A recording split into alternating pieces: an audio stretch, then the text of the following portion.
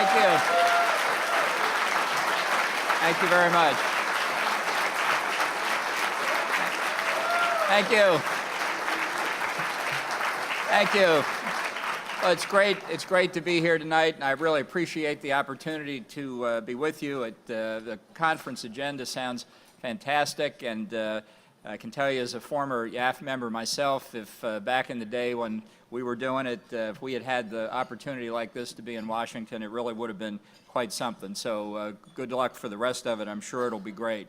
I want to talk to you tonight about some of the foreign policy challenges that face the United States today, but I want to start off with a little Edmund Burke, who's somebody that I read as a high school student, and one of the things that propelled me toward conservatism.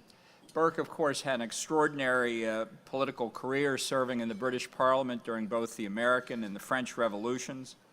He understood that the foundational reality for foreign policy was the national interest. He despised idealistic fantasies with no pragmatic purpose. He believed that prudence in statecraft and reasoning from empirical reality helped inform what a foreign policy should be. I think that provides the foundation for how we ought to proceed across the board today.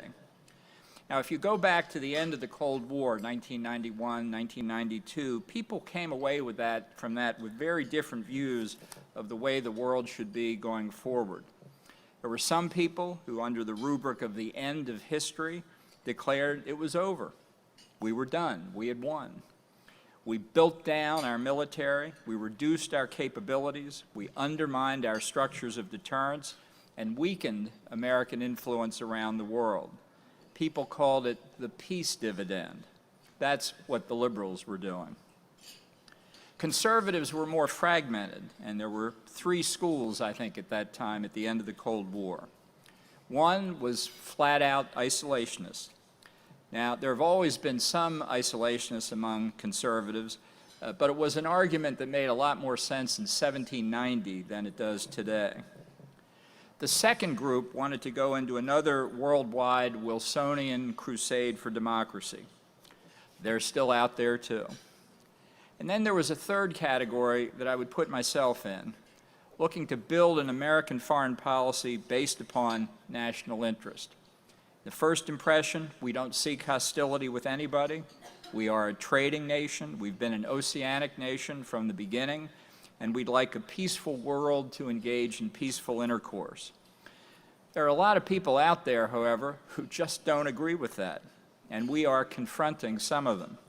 We confronted some on 9/11, and there are now others we're facing today. I am not proposing a world order. I'm proposing a world where America is safe. It means that American sovereignty is no longer offered submissively to nations that would control our ambition. Now, not all Americans understand or agree with that. In 2009, President Obama addressed the UN General Assembly saying, "In an era where our destiny is shared, power is no longer a zero-sum game." He went on, "No world order that elevates one nation or group of people above another will succeed. No balance of power among nations will hold." Now, what he was talking about a world order that elevated one nation above another, was us. That's what he was opposed to. After another speech given by President Obama on the 65th anniversary of D-Day, a reporter said, comparing Reagan's speech in 1984, the reporter said, "Reagan was all about America. Obama is, we are above that now." But the job of America's president is to ensure the security of the American people. We are not above that now, and never will be. In his day, Theodore Roosevelt understood this fully. When President Woodrow Wilson called for making the world safe for democracy, Roosevelt replied emphatically, "First, we are to make the world safe for ourselves." That remains our objective today. Now, let's consider some of the specific problems we face. With Iran, we withdrew last year from the Joint Comprehensive Plan of Action, the JCPOA, the nuclear deal, because it failed utterly in preventing the mullahs from developing nuclear weapons. Any nation that chants death to America or death to Israel will not be allowed to have nuclear weapons. We designated the Islamic Revolutionary Guards Corps a foreign terrorist organization. No other element of a foreign government has ever earned such a dubious distinction. What it means in practice is that we are watching very closely for any individual, company, or institution which chooses to do business with the IRGC, and anyone associated with the group will find it extremely difficult to get into the United States. Following U.S. withdrawal from the Iran nuclear deal, President Trump reinstituted sanctions to prevent Iran from being able to reach its objective of deliverable nuclear weapons. These sanctions are crushing Iran's economy, devaluing its currency, and depleting its natural reserves. Iran has tried every trick to smuggle oil to other nations in exchange for cash. When that didn't work out, they turned to other industrial products, and we sanctioned those as well. Iran's behavior has only grown worse. Not only does the regime continue to pursue nuclear weapons, it has increased its support for terrorism, such as aiding the Houthis in Yemen, and it has also significantly ramped up its conventional military activity in Syria and Iraq. The IRGC's Quds force has become more aggressive, not less. Moreover, Iran has chosen the very risky course of confronting the United States directly. They have shot down our aircraft and recklessly seized ships in international waters. They choose to test ballistic missiles and increase the enrichment levels and amount of enriched uranium in their stockpile. They seek to buy time, hoping for a softer, more pliant administration in 2021, much like Barack Obama. The people of Iran deserve better than to be pawns in a mad game of run out the clock until the mullahs build a nuclear weapon. America will continue to work with our allies to apply maximum pressure on Iran.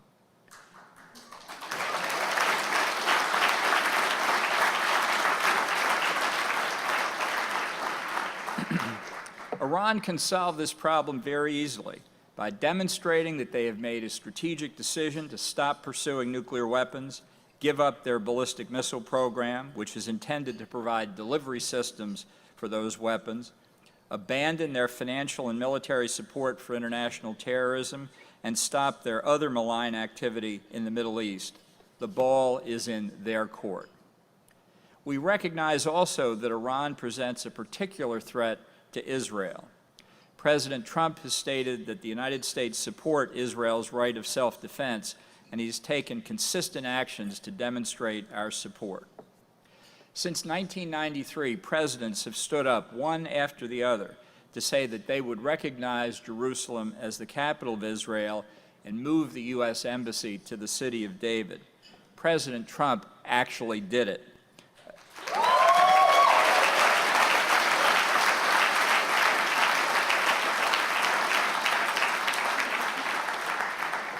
He did it against dire warnings of unprecedented bloodshed, which did not materialize. Today, the United States Embassy is in Jerusalem. The President took another historic step recently in recognizing Israeli sovereignty over the Golan Heights. In the United States,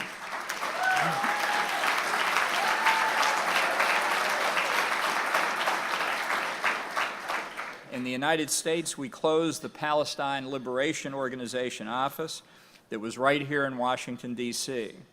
We also stopped funding the United Nations Relief and Works Agency for Palestine and cut off funding that benefited the Palestinian Authority. When the PLO takes concrete steps to negotiate in good faith with Israel, we'll reconsider allowing its office to reopen down the street. When the Palestinian Authority stops paying for fighters and their families who end up in the hospital for killing innocent American and Israeli men, women, and children, we'll reconsider how and when we continue funding it. These are common sense steps in our national interest. Don't fund terrorists who are trying to kill you.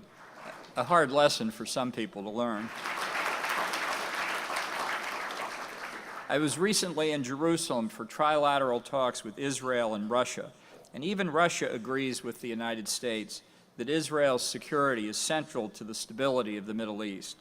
It's significant to get Russia and the United States to agree on almost anything today. So that was, I think, an important lesson. In particular, right now, we disagree on the Intermediate Range Nuclear Forces Treaty, which prohibits ballistic and ground-based cruise missiles with a range of roughly 300 to 3,000 miles. This Friday will mark the official end of the INF Treaty when the United States withdraws. By and large, Americans are a law-abiding people. When we agree to a treaty, we uphold our end of the agreement. We expect other nations to uphold their end.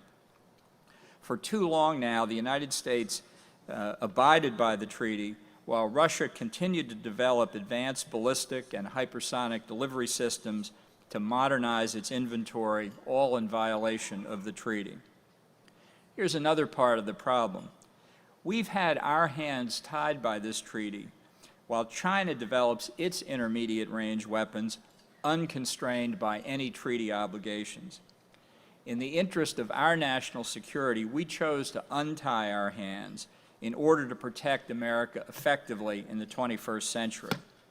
There are some threats out there which are existential and with which there is no compromise. The President has charged his national security team to think more broadly about arms control, both in terms of the countries and the weapons systems involved. The world has moved on from the Cold War and its bilateral treaties that cover limited types of nuclear weapons or only certain ranges of adversary missiles. The President wants effective arms control that delivers real security for the American people and our allies. To achieve this, he has concluded that we must negotiate with both Russia and China. The administration has been consistent, beginning with the U.S. Nuclear Posture Review, that arms control can contribute to the national security of the United States and our allies. But unlike some true believers who worship at the altar of the current arms control apparatus, we see arms control as a means to an end and not an end in itself. For example, the New START nuclear agreement, which was ratified in 2010, was flawed from the beginning. It did not cover short-range tactical nuclear weapons or new Russian delivery systems. It is due to expire in February of 2021, and while no decision has been made, it's unlikely to be extended. Why extend a flawed system just to say you have a treaty? We need to focus on something better, and we will. Now, as I mentioned with China, we're really concerned about a host of issues, not just nuclear weapons. We want to cooperate with China when our interests align, but as President Trump laid out in the National Security Strategy, we're here to compete.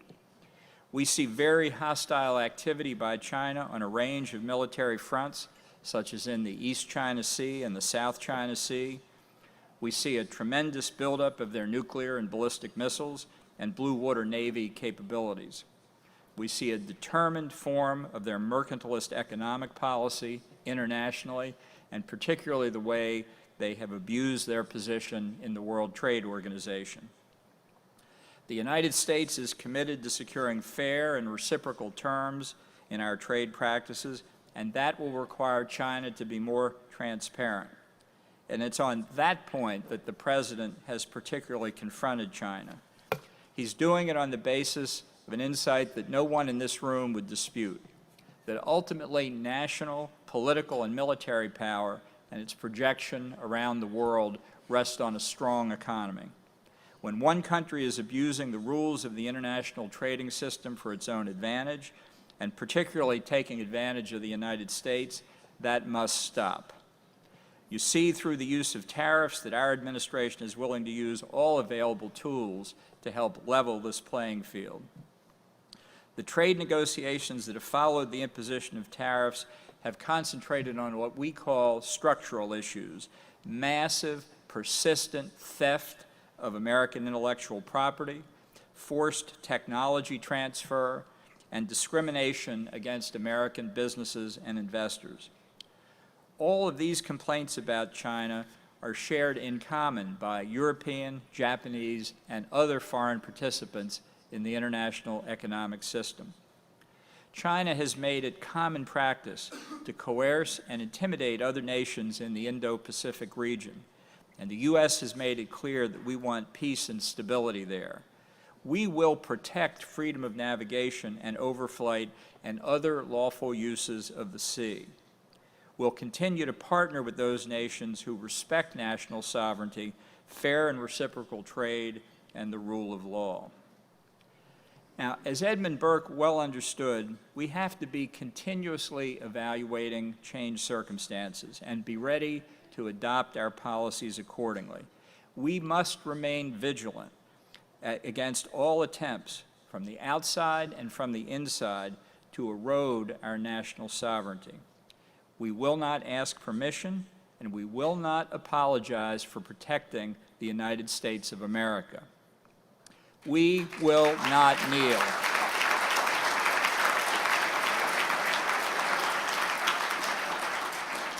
Just to say that last line again, we will not kneel. Thank you very much. So I'm told that you do questions and answers, which I'm happy to do, and I think there are microphones out there. Am I right? Yes? People are standing in line somewhere. Good evening. So my name's Ryan. I'm from Queen's University in the United Kingdom. On the 31st of October this year, the United Kingdom will leave the European Union. And I was just wondering what opportunities you see for greater cooperation between the United Kingdom and the United States, especially now we've got a new government under Boris Johnson. Well, I think there are enormous opportunities for cooperation. I have to say, I was in London on the day of the Brexit referendum because I wanted to be there on what I thought would be an extraordinarily historic occasion. And I was just delighted that the British people had the wisdom to vote to leave the European Union. If I had been a Brit, I'd have voted to leave. It has been a long and arduous road to get to this point. But I think that freed of the regulations and restrictions of the European Union, the potential for economic growth in Great Britain is enormous. And I think there's a natural partnership with the United States. President Trump has been emphatic ever since the campaign that he looked forward to negotiating a reciprocal trade deal with the United Kingdom at the earliest opportunity. We're expecting that Prime Minister Boris Johnson will be here, we hope, in August, certainly very soon. And I think it's going to be a great relationship between the President and the Prime Minister, and I think it'll be a real opportunity to strengthen the special relationship between the two countries. This is an enormous step by Britain, and it's very much in America's interest to make sure it succeeds.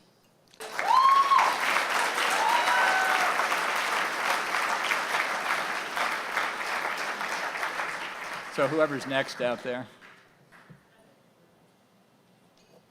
Yep. No others? Okay, fair enough. All